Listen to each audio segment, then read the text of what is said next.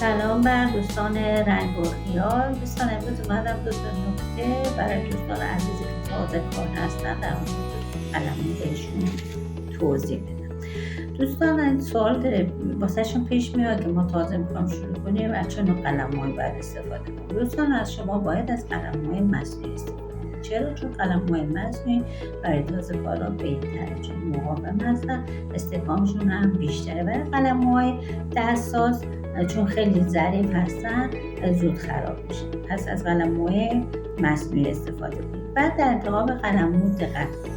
دوستان موقعی که میرید خرید برای قلمو سعی کنید که نوکش تیز باشه، شکستگی نداشته باشه، چون اگه قلمو نوکش تیز نباشه، شکستگی داشته باشه، موقعی قلمگیری کار ما با اون کیفیتی که دوست داریم انجام نمیشه، از کارمون خوب راضی نمیشه. پس سعی کنیم قلممون نوک تیز باشه، شکستگی هم نداشته باشه.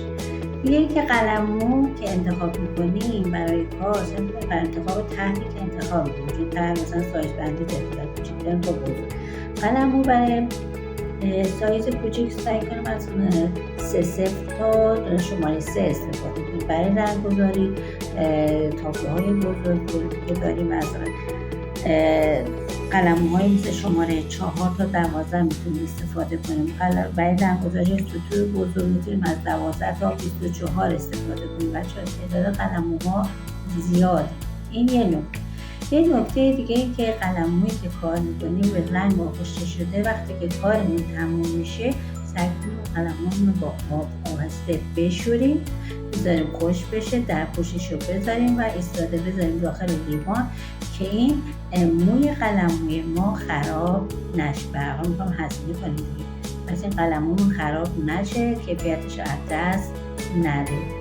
دوستان این دو تا موردی بود که گفتم که باهاتون مطرح کنم. اگر از این محتوا خوشتون اومد، براتون آموزنده بود، این کانال را سابسکرایب کنید، زنگوله رو بزنید، کامنت بذارید تا ویدیوهای بعدی در خدمتتون باشیم. اگر نظر، ایده، چیزی هم دارید توی کامنت ها به هم بگید.